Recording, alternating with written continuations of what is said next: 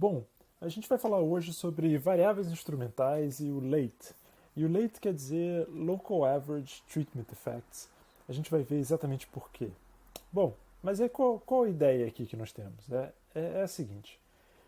Para dar um exemplo, para formatar essa ideia das variáveis instrumentais em torno de um exemplo, eu vou usar aqui a ideia de medir o retorno do crédito. Né? Digamos que o banco deu crédito para uma determinada empresa e qual é o efeito desse crédito no crescimento futuro dessa empresa. Né? Qual é o efeito sobre, digamos, rentabilidade, ou o efeito sobre lucro, ou o efeito sobre produtividade, etc. Né? Então, digamos que a gente esteja interessado em saber quais são os efeitos reais da concessão de crédito, de uma determinada quantidade de crédito, na dinâmica e na vida da empresa. Né? O que a gente poderia pensar? Bom, a gente poderia pensar que as empresas, de maneira geral, elas vão tomar crédito para crescer, mas também o problema na identificação desse efeito é que a decisão de tomar crédito em primeiro lugar é uma decisão endógena. O que eu quero dizer quando eu digo que é uma decisão endógena?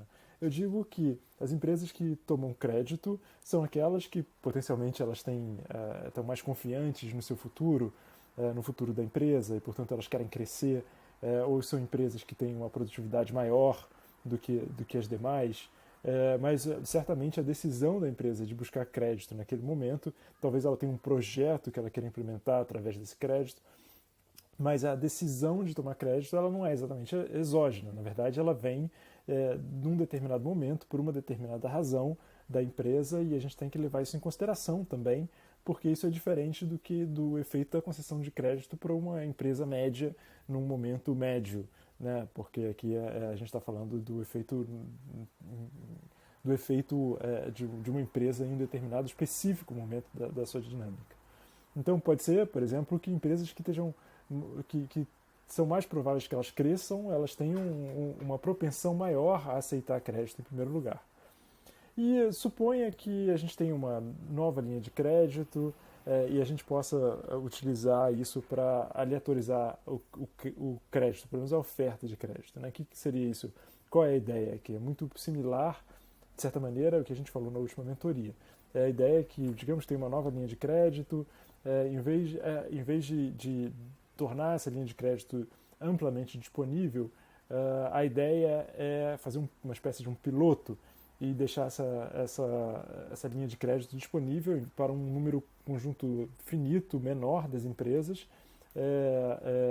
e essas empresas têm sido escolhidas de uma maneira relativamente aleatória. Digamos que isso tenha acontecido. A gente poderia estar interessado em dois aspectos. A gente poderia estar interessado no efeito da oferta de crédito, a gente vai chamar isso de intent to treat effects. É intent porque não necessariamente a oferta de crédito se transforma em crédito, né? Assim como em medicina se aleatoriza um determinado tratamento. Não necessariamente o indivíduo que foi aleatorizado para o grupo de tratamento vai de fato tomar a pílula. E por isso a gente chama, assim, fazendo alusão a esse caso, a gente chama de intent to treat. Houve a intenção de tratar, mas não necessariamente houve a provisão do tratamento, não necessariamente houve a provisão do crédito, mas foi uma espécie de um e-mail que a empresa recebeu dizendo, olha, esse crédito está disponível para você. E a gente tem também o treatment effects, que é de fato o efeito do take-up específico do crédito sobre a empresa. Né? Então aqui a gente tá interessado não só no efeito, a gente está interessado não só no efeito de ser um crédito oferecido, mas também do crédito ser de fato aceito pela empresa dessa maneira. Né? E a gente vai para distinguir entre esses dois efeitos, a gente vai falar sobre variáveis instrumentais, né? Porque justamente as variáveis instrumentais aqui vão nos dar essa variação exógena na oferta de crédito, mas dado que a gente tem essa variação exógena na oferta de crédito, a gente vai com isso também poder entender o efeito sobre o credit take-up. Ok? Então vamos falar de novo sobre esse, de algum jeito, essa estrutura, né, essa formatação. vou voltar ao exemplo de educação, mas tudo que eu vou falar de educação, eu poderia estar muito bem falando sobre retorno de crédito exatamente da mesma maneira. Bom, vamos lá. Então eu vou olhar para o efeito do efeito de é um exemplo clássico na literatura, né? Por isso que eu estou usando ele. É o exemplo de charter schools, que são escolas que poderiam operar com uma independência maior do sistema público e, por exemplo, eles têm uma estrutura curricular mais livre, têm uso de incentivos, incentivos monetários para professores, e são tipicamente operados por empresas privadas em relação a um sistema educacional majoritariamente público, né? Então, nos Estados Unidos, eu vou entrar mais em detalhe aqui, foi elaborado esse programa chamado KIPP, Knowledge is Power Program, que são escolas que são tipicamente charter schools, com uma agenda curricular estendida, com professores melhores, com toda a estrutura física melhor e com um foco muito grande em leitura e matemática. E a evidência, assim, a evidência sugestiva era que alunos alunos que se matriculavam nessas escolas KIPP, elas tinham test scores que eram maiores do que as escolas. Essa é uma evidência sugestiva, não é necessariamente uma evidência causal. E aqui a questão é qual a diferença entre essa evidência sugestiva e a evidência causal. É que isso poderia estar justamente capturando alguns efeitos, por exemplo, os efeitos dados pela seleção, né?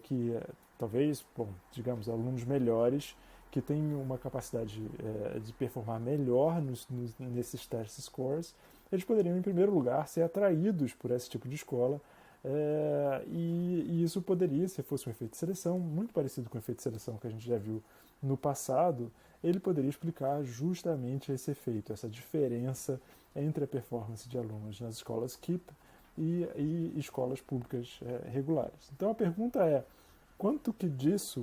será que existe esse mecanismo de seleção, em primeiro lugar?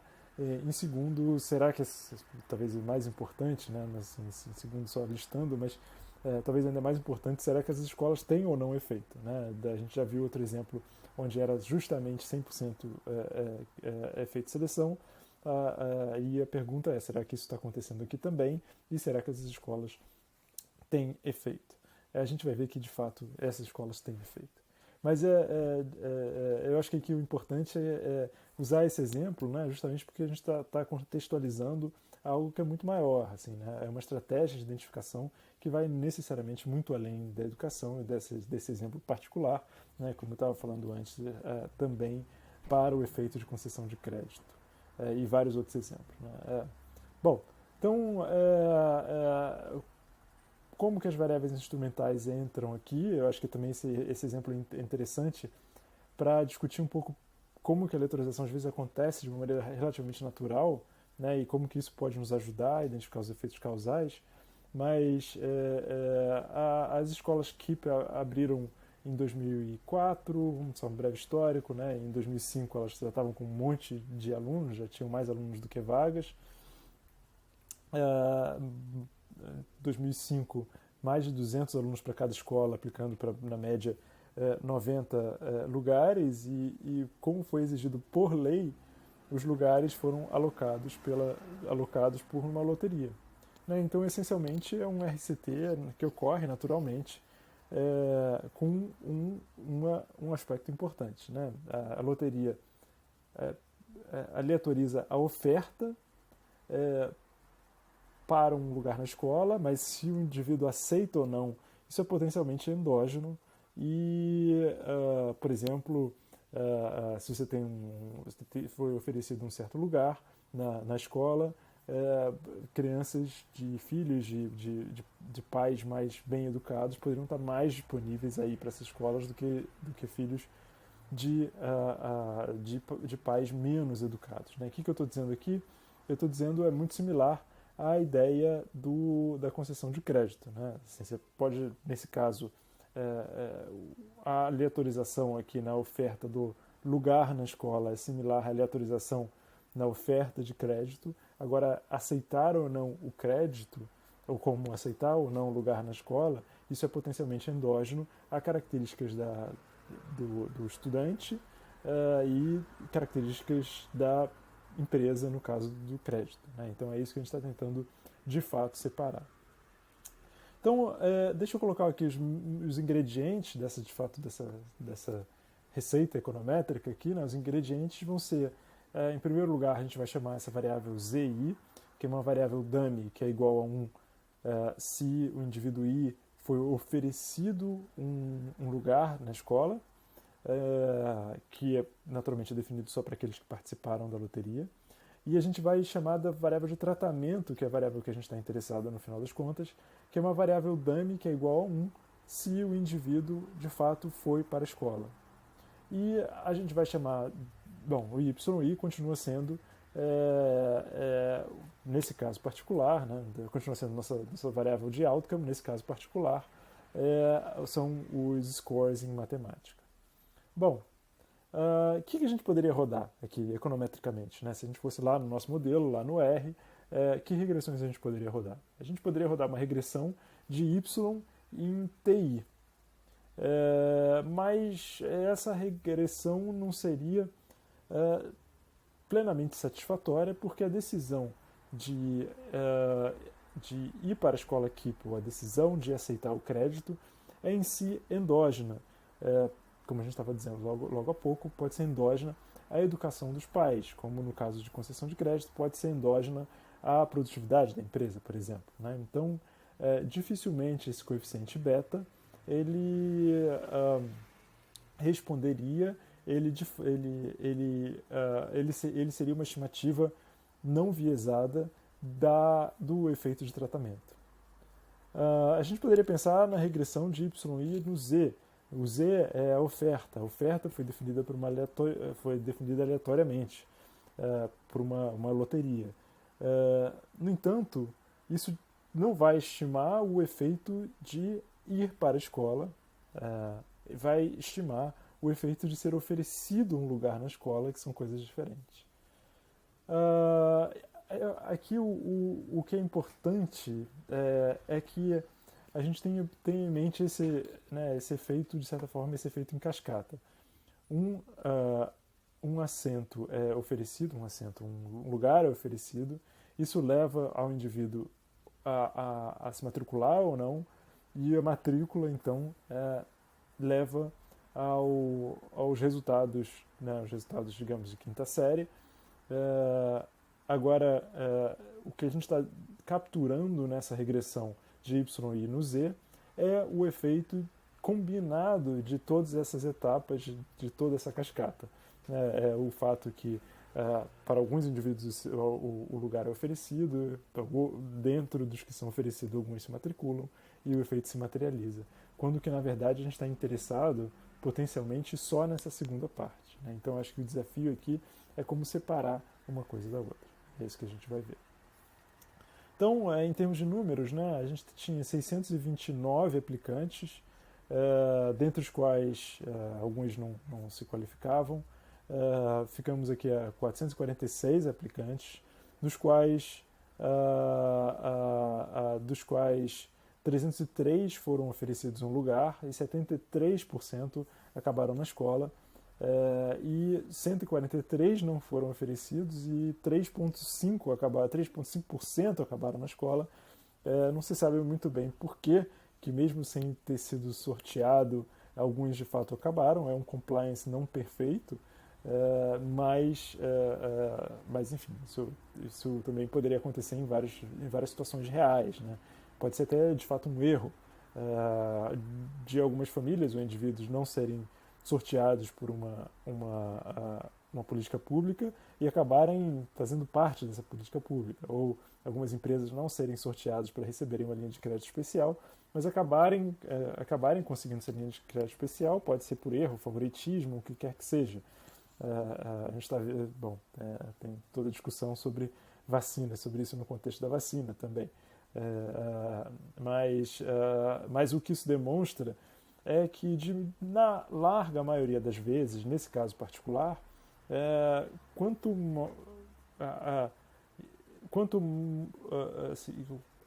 indivíduos que foram selecionados, que foram aleatoriamente selecionados, eles têm uma tendência muito maior do que aqueles que não foram selecionados em, de fato, aceitarem o lugar e aceitarem o lugar e participarem dessa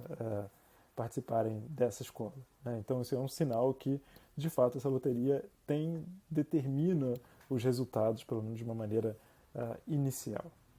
Bom, então vamos lá. A primeira coisa que a gente poderia fazer aqui é testar pelo balanço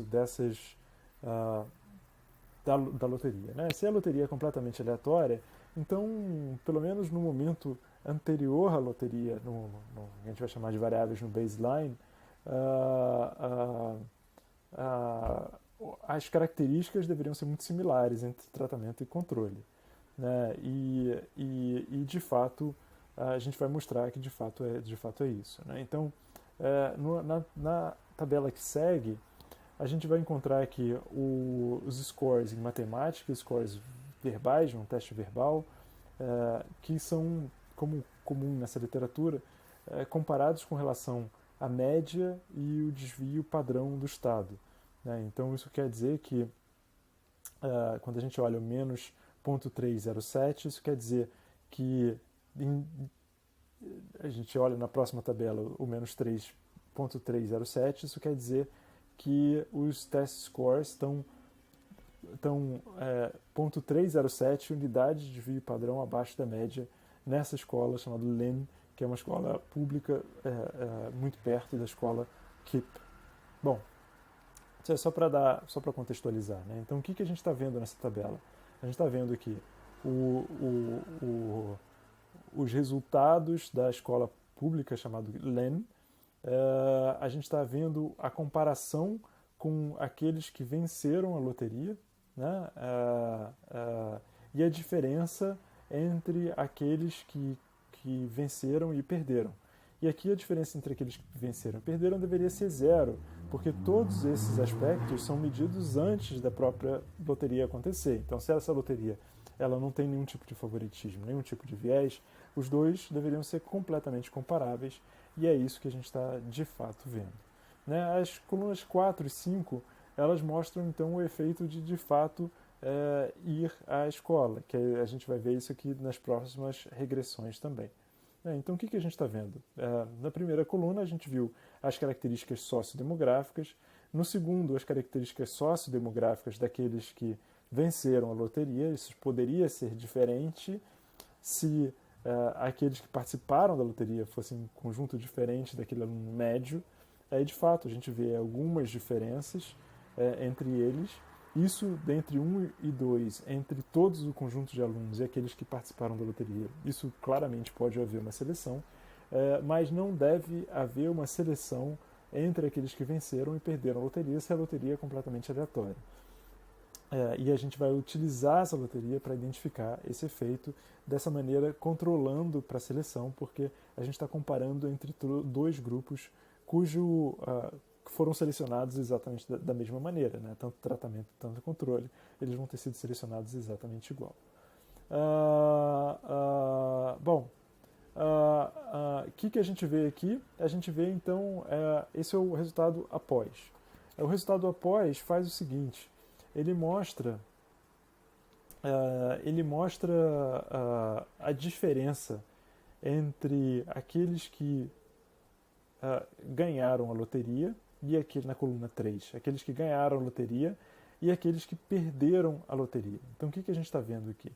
A gente está vendo que o efeito, vamos olhar aqui para o efeito de matemática, o efeito verbal, o efeito entre aqueles que, comparando aqueles que venceram contra aqueles que perderam na loteria, é 0,355 unidades de desvio padrão. Então, se a gente olha para cá, aqui são os indivíduos, são a média na escola pública do score em matemática, que era 0,363 abaixo, 0,363 unidades de desvio padrão abaixo da média. Os que venceram a loteria estão, de fato, quase na média, o que implica que os que venceram eles têm uma unidade de desvio, eles têm uma melhora em algo como 0,355 unidades de desvio padrão. Então, os aplicantes estão abaixo da média, mas quando eles participam da escola, eles basicamente eles recuperam e se tornam equivalentes à média, o que é um efeito muito, muito relevante, né? Nos scores verbais, algo parecido, embora não significante, aconteça, mas o efeito em matemática aqui é realmente muito marcante. Agora, de fato, isso continuam sendo, né, efeitos na forma reduzida. A gente não está falando aqui ainda dos efeitos na forma, sobre os efeitos que a gente vai chamar até de forma estrutural, mas que são os efeitos de fato ganhar a loteria, né, de fato ir para a escola, não os efeitos de ganhar a loteria, né. O que a gente está vendo aqui, os efeitos, é comparando aqueles que ganharam e aqueles que não ganharam a loteria, o efeito aparece, mas isso não se transporta diretamente para o efeito de ir à escola. E é esse passo que a gente tem que fazer agora. Bom, as variáveis instrumentais vão justamente nos permitir converter o efeito da oferta no efeito de ir à escola KEEP. O que a gente precisa de uma variável instrumental para que isso funcione? A gente precisa de duas coisas fundamentais. A variável instrumental tem que ter um efeito na variável de tratamento. A gente chama isso de relevância. Então, uma variável, indivíduos que ganham a loteria, que ganham a oferta de crédito ou oferta de ir para a escola, essa escola especial, né, essa escola KEEP, e isso tem que ter um efeito sobre, de fato, a decisão de indivíduos irem para a escola ou aceitarem o crédito. Se a loteria não tem nenhum efeito sobre, de fato, o take-up do tratamento, então a gente vai dizer que esse instrumento é um instrumento não é relevante. Ele é um instrumento, a gente vai dizer um instrumento fraco, porque ele não determina, de fato, se indivíduos se matriculam ou não se matriculam na escola. Bom, a gente vai chamar isso de primeiro estágio, né, porque o primeiro estágio é a gente pensar como que a variável instrumental tem um efeito sobre o tratamento, se e como tem um efeito sobre o tratamento. E, em segundo lugar, a gente vai dizer que o instrumento é válido se ele afeta a variável de tratamento, se afeta os outcomes apenas pela variável de tratamento. O que eu quero dizer com isso? Eu quero dizer que a única coisa que o instrumento está fazendo, o meu ZI está fazendo, é fazer com que entre diferentes grupos, alguns aceitem, alguns tenham, sejam mais prováveis que a variável de tratamento seja 1, que eles de fato sejam tratados, mas que essa alocação àqueles indivíduos que foram oferecidos um lugar na escola, ele é não correlacionado com nenhuma outra variável que pode afetar os outcomes também. Então, uma maneira de pensar isso é, digamos que o instrumento, a oferta, tivesse correlação com a performance passada dos alunos. Bom, digamos que, sei lá, por alguma razão, se fizesse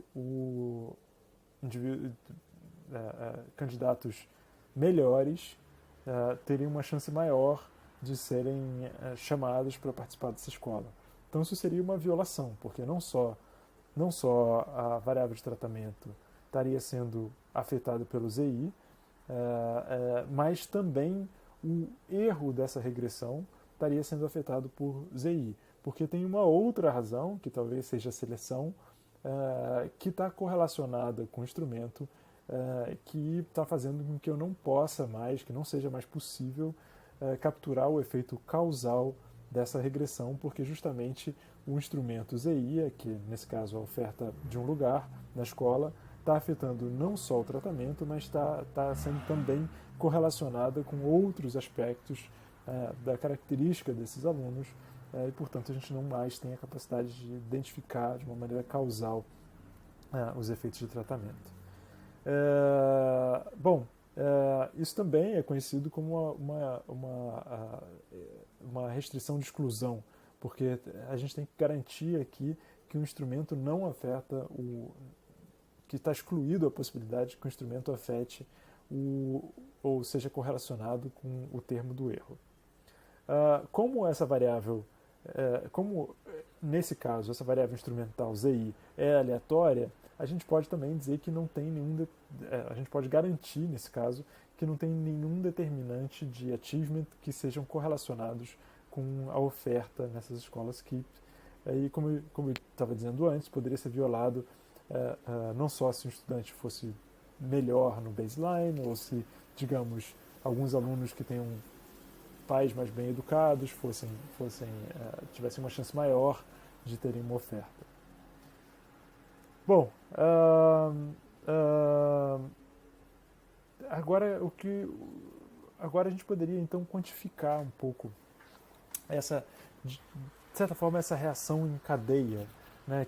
Essa reação em cadeia que se dá justamente porque tem a oferta do lugar, depois tem a materialização do efeito e a determinação dos outcomes. Então, se a gente fosse quantificar, a gente poderia pensar o seguinte: se condicional ao lugar ser oferecido, 73% aceitaram e acabaram na escola KEEP. De onde que eu tirei esse número? Foi esse número 73% daqueles que foram selecionados pela loteria, 73% acabaram na escola KEEP. E a gente também sabe, por essa comparação, de fato, essa regressão na forma reduzida, que a oferta do lugar aumenta os resultados na quinta série em 3,55 unidades de desvio padrão. Então, o que a gente sabe desse efeito em cadeia? A gente sabe que o lugar ser oferecido aumenta em 73% a matrícula. A gente sabe que o efeito completo é 3,55 unidades de desvio padrão. A nossa pergunta é, então, qual é esse efeito causal da matrícula nos resultados? Qual é o efeito causal de concessão de crédito, de fato, nos resultados? Então é isso que está nos faltando. E uma coisa razoável, que é de fato isso que as variáveis instrumentais vão fazer, através da regressão, né? Mas seria pensar o seguinte: olha, o efeito da oferta nos scores, né, que é o efeito completo, é o efeito de forma reduzida, é o efeito da oferta do lugar na matrícula, que a gente sabe que é por volta de 73%, vezes o efeito da matrícula nos resultados, e é isso que a gente está interessado, essa é a nossa incógnita, de certa maneira, né? Como é que a gente poderia pensar isso? A gente poderia pensar, então que o efeito da matrícula nos scores, se a gente passa para o outro lado, é o efeito dos scores, da oferta nos scores, dividido pelo efeito da oferta no enrollment, que a gente sabe ser 0,73 e aqui a gente sabe ser 0,355. Né? Então, 0,355 dividido por 73% daria algo como 0,86 unidades de desvio padrão, que justificaria, dado que do universo que é oferecido um lugar, apenas 73% aceita, e ainda assim a gente está detectando um efeito de 0,355, então, para aqueles que aceitaram, o efeito tem que estar sendo da ordem de 0,486, essencialmente somente reescalonando esses efeitos. Essa reação em cadeia, ela também é conhecida como Local Average Treatment Effects, ou LATE. Né? Quais são os ingredientes matemáticos fundamentais aqui? Aqui a gente vai utilizar, de fato, a matemática para quantificar isso de uma maneira precisa.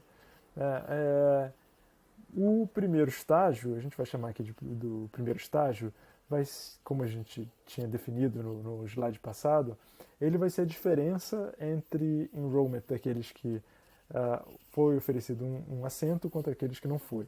Então ele vai ser a diferença na variável TI condicional a ter sido oferecido um lugar, que é ZI igual a 1, e menos a diferença daqueles que não foram oferecidos um lugar, ZI igual a 0. O que é o ρ? É a diferença entre, a forma reduzida, a diferença entre os scores daqueles que foram selecionados pela loteria, o ZI igual a 1, e aqueles que não foram selecionados pela loteria, ZI igual a 0. Então é a diferença no meu YI para esses dois grupos. E de acordo justamente com o slide anterior, o efeito de tratamento, que a gente vai chamar ele de Local Average Treatment Effects, eu vou definir exatamente por que eles são local, ele vai ser o efeito do Reduced Form, ou seja, a comparação entre os outcomes Y e I nos dois grupos vencedores e não vencedores da loteria, reescalonados pelo take-up do tratamento entre esses dois grupos. Então vai ser ρ dividido por φ, que vai ser essa diferença. Agora, o que eu quero fazer aqui é combinar isso com uma interpretação muito particular que esse efeito tem. E aí a gente vai definir 4 tipos de alunos, ou 4 tipos de empresas. A gente vai definir, vamos chamar de compliers, são aqueles que, se eles ganham na loteria, eles de fato vão para a escola, são as firmas compliance, no exemplo de concessão de crédito, são aquelas firmas que, se elas ganham crédito, se elas ganham oferta de crédito, elas de fato tomam crédito.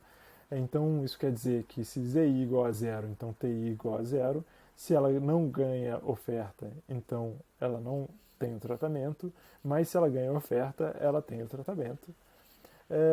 A gente vai dizer que tem uma proporção PC de compliers dentro da população de alunos. A gente vai definir também que tem os always takers, são aqueles que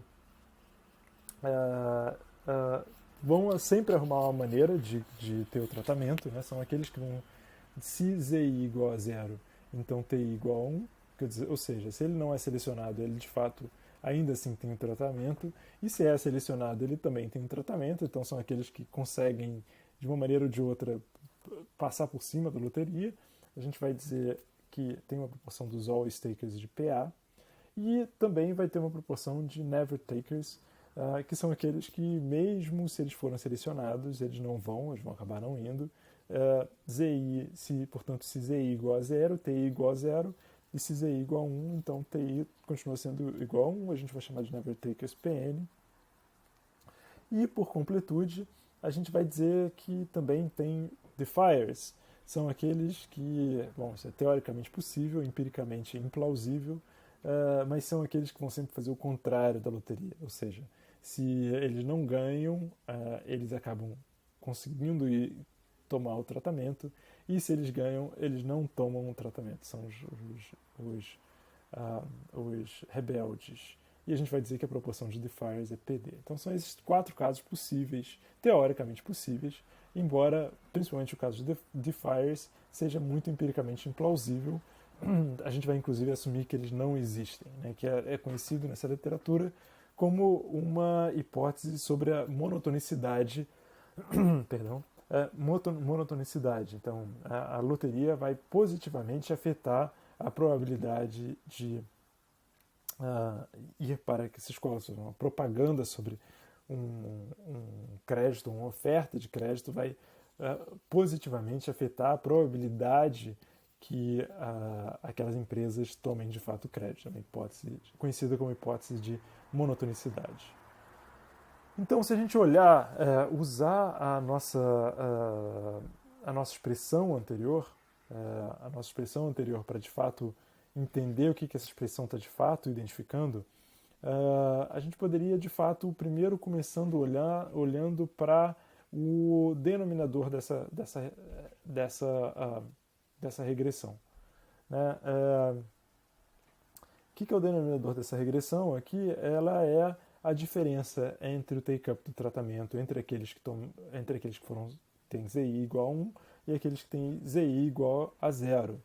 Aí a gente poderia pensar a gente poderia de fato escrever ou decompor esse termo entre os 3 tipos possíveis, já que a gente assumiu que defiers são igual a zero.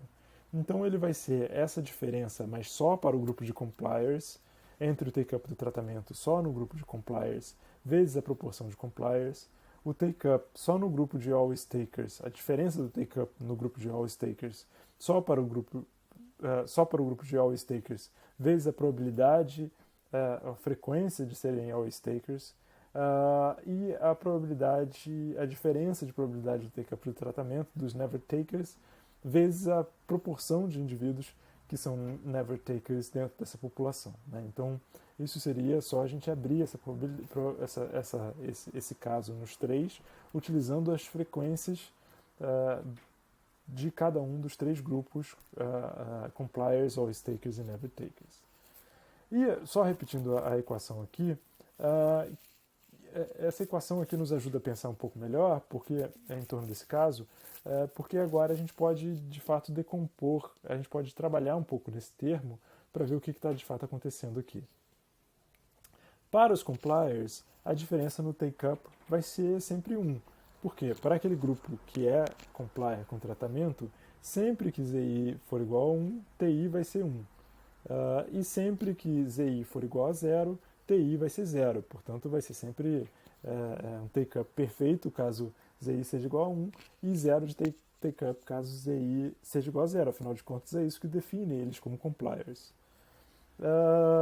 Para os always takers, eles vão sempre tomar o tratamento independente do que aconteça. Então, ZI vai ser, para aqueles cujos ZI são igual a 1, TI vai ser igual a 1. Para os que são ZI igual a 0, TI vai ser igual a 1 também. Portanto, a diferença de take-up no tratamento é 0. E algo muito parecido a gente poderia falar para os never takers. Quando ZI igual a 1, TI é 0. E quando ZI é 0, TI é 0. Portanto, a diferença de take-up é também 0. O que acabamos de dizer? Que essa diferença é 0, que essa diferença também é 0. Portanto, essa equação se simplifica para dizer que a diferença entre o take-up do tratamento ela é apenas a população de compliers. É a proporção da população de compliers, né? Porque aqui dentro vai ser igual a 1, então isso vai multiplicar a população de compliers. Então, ou seja, o denominador dessa fração ele vai ser só a proporção de compliers. Porque os outros eles vão sempre fazer a mesma coisa, independente do que aconteça com a loteria no caso deles. E agora a gente poderia olhar então a gente poderia olhar para o numerador, né? Escrevi aqui denominador, mas a gente poderia usar para o numerador e fazer um argumento muito similar. Né? Para para os always takers, como a loteria não importa, o condicional, quer dizer, não importa no sentido que eles vão sempre ter o mesmo status de tratamento, e então a expectância condicional em ZI igual a 0 e a expectância condicional em ZI igual a 1 e ZI igual a 0 vão ser sempre a expectância de YI em AI e a expectância de YI em AI, ou seja, a diferença é 0, e o mesmo argumento para o never takers. Portanto, o numerador dessa expressão vai ser a proporção de compliers e a diferença dos outcomes dos compliers quando ZI igual a 1 e ZI igual a 0. Ou seja, o que a gente encontrou aqui, substituindo o numerador e o denominador, o PC cancela com PC, ou seja, o late Local Average Treatment Effects é o efeito da loteria sobre a população de compliers, né? Sobre exatamente a população de compliers, porque são eles que fazem com que a loteria, de fato, fazem com que o instrumento, de fato, seja relevante, porque são eles que mudam de comportamento quando eles ganham versus não ganham a loteria. Os always takers e os never takers, eles sempre vão fazer a mesma coisa. Então, o que a gente está fazendo com isso é que mostrando, de fato demonstrando, que o Local Average Treatment Effects vai ser o efeito de ir para a escola do tipo KEEP somente para a população daqueles que são compliant com o tratamento É, portanto, uma subpopulação daqueles que ganharam a loteria. Né? Então é por isso que a gente chama isso de local, porque e não é só o Average Treatment Effect, é o Local Average Treatment Effects, porque ele apenas identifica o efeito sobre a população daqueles que foram compliant, daqueles que seguiram de fato o tratamento, e todos aqueles outros são esses que nos dão identificação do efeito causal, e para os outros, para os always takers e never takers, eles dessa maneira eles não importam para a identificação, porque a identificação não está vindo deles, está vindo só da população dos compliants. E isso de fato muda a interpretação. Né? Em geral, não é igual ao Average Treatment Effects ou Average Treatment Effects on the Treated. A questão aqui é que a natureza da loteria ela pode também mudar a composição dos compliers. Isso, de fato, muda a nossa interpretação dos resultados. Vamos pensar aqui o seguinte. Digamos que a loteria agora não fosse... a loteria original, né, a loteria chamada Loteria 1, que os vencedores ganham um lugar na escola, podem se matricular, e os perdedores ganham nada. Agora vamos dizer que a gente tem uma loteria alternativa. Digamos que os vencedores não só ganham um lugar na escola, mas eles também ganham um voucher de supermercado, e os perdedores ganham nada. A gente poderia pensar numa terceira alternativa, que os ganhadores ganham a possibilidade de se matricular, os perdedores ganham o voucher de supermercado. A gente poderia pensar que essas três loterias elas geram composição dos compliants que são diferentes. Por exemplo, a loteria 2 poderia atrair alunos de uma renda menor, quando na verdade a loteria 3 poderia fazer justamente o contrário, poderia atrair alunos de uma renda maior, porque os alunos de uma renda menor talvez eles fossem mais atraídos pelo tratamento, pelo grupo de controle, já que o grupo de controle ganha de fato um voucher de supermercado. O ponto é que diferentes loterias vão gerar diferentes composições da população de compliers. Isso a gente poderia pensar justamente no exemplo da provisão de crédito novamente. Se se oferta crédito a uma determinada taxa de juros, a população dos compliers vão ser diferentes das firmas que aceitam aquele crédito numa outra condição de financiamento. Então, nesse sentido, há essa restrição no Local Average Treatment Effects, que é dado justamente pela palavra local, que é justamente dado pela essa intuição que a gente está identificando os efeitos dentro de um grupo específico, condicional àquele grupo que aceita,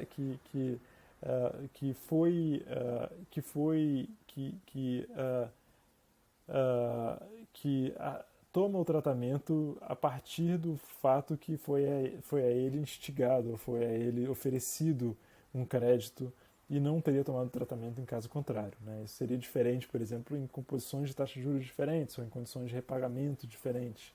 Aquelas empresas que aceitariam o crédito são, de fato, também diferentes. Né? E a gente está identificando a partir dela os efeitos e não através daquelas empresas que nunca aceitariam o crédito ou aquelas que sempre aceitariam o crédito.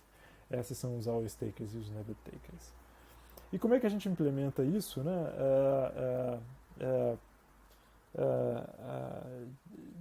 Assim, para a gente dar esse passo final para, de fato, como é que a gente roda essas regressões no R, é importante também, que nem como a gente fez no Diff in Diff, no Triple Diff, também mostrar aqui relembrar que, embora a gente esteja falando de um instrumento que de fato era binário, é ganhar ou não, ou ter um crédito ou não, o instrumento de fato ele não precisa ser binário e também não precisa ser o resultado de uma aleatorização, embora eu tenha usado isso um pouco para motivar,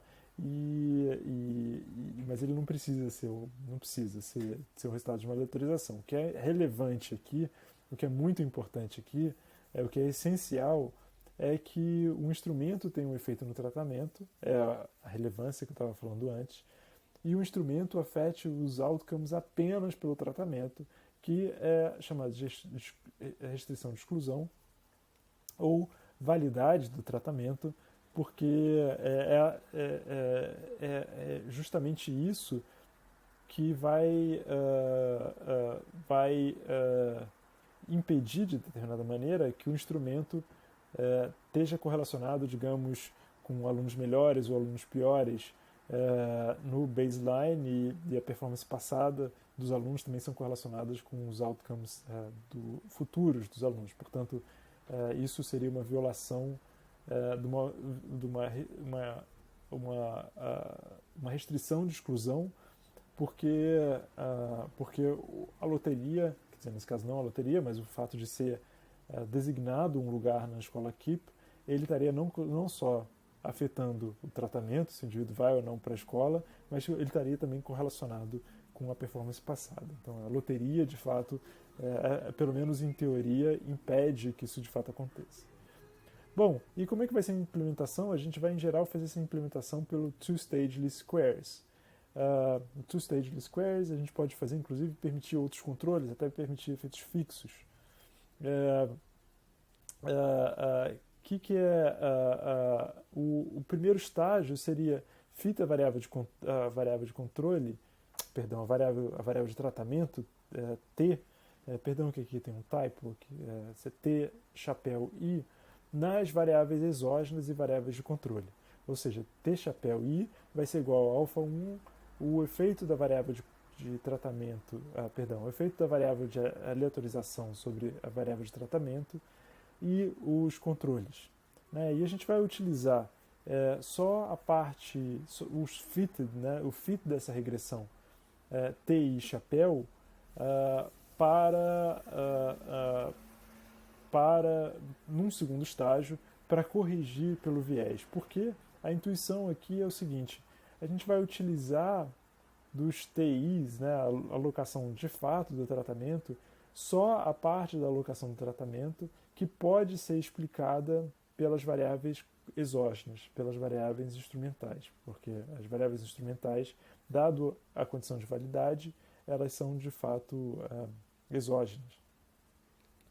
Então a gente vai utilizar só a parte da variação do TI, que pode ser explicado pela loteria, e a outra parte da variação ela não pode ser explicada por variáveis que são exógenas, então a gente não vai utilizar essa variação. Então a gente vai usar o fit e depois rodar a equação que nos interessa, que é substituir no TI aquela parte que pode ser explicada pelos instrumentos, é o segundo estágio, onde a gente vai substituir o TI pelo TI chapéu, de novo aqui o typo, perdão, se deveria ser TI chapéu, que é a parte do TI que é explicada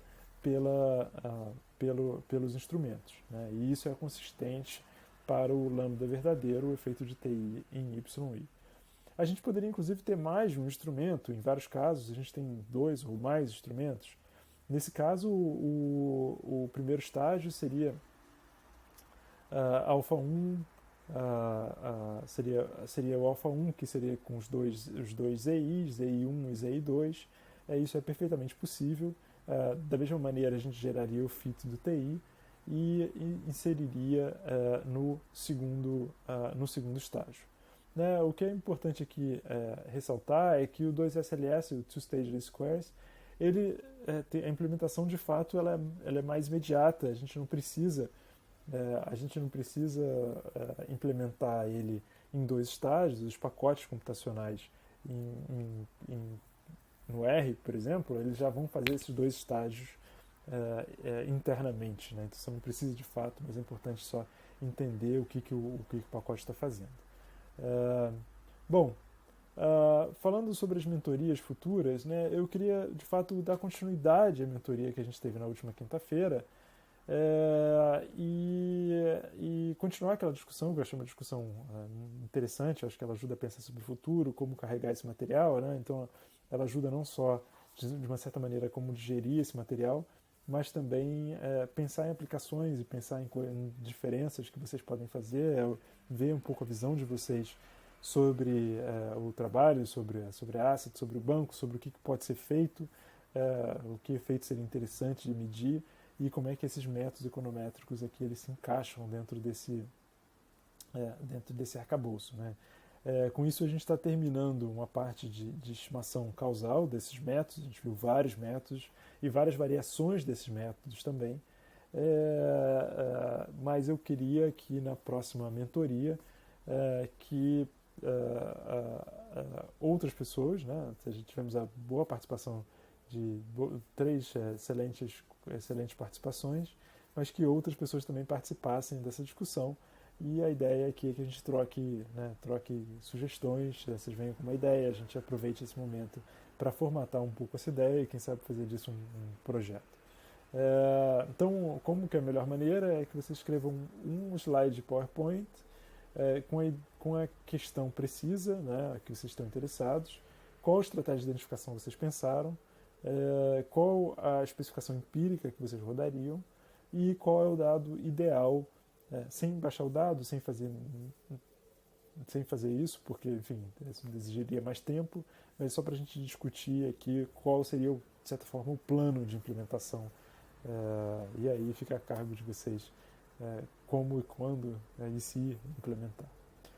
Só para onde que a gente está, então a gente terminou aqui métodos cujo centro, né, é a estimação desses efeitos causais. Nós vimos o modelo causal de Rubin, o contrafactual, regressões, matching, a gente falou brevemente sobre propensity score matching, panel data, diffs in efeitos fixos, differences in differences, triple differences, várias variações dentro, regression discontinuity design, e falamos agora de variáveis instrumentais e late. Agora, na aula 9 e na aula 10, eu vou primeiro na aula 9 falar de modelos de máxima verossimilhança, modelos de probit-logit, falando ao mesmo tempo das duas coisas, e na aula 10 nós vamos falar sobre métodos generalizados de momentos e regressões não paramétricas e regressões quantílicas. Aqui é só para a gente pensar um pouco, que vai ser uma pincelada, de fato por falta de tempo, mas vai ser uma pincelada sobre outros métodos e outras econometrias, assim, tópicos mais avançados que poderiam ser explorados. E de fato, alguns desses tópicos vão ser retomados em outras aulas desse curso. Ok? Então eu vejo vocês na quinta-feira. Por favor, não deixem de pensar e preparar essas ideias para que a gente possa ter uma discussão interessante na quinta-feira e espero que uma discussão também útil para o dia a dia de vocês, para a carreira de vocês. Ok? Muito obrigado. Até lá. Tchau, tchau.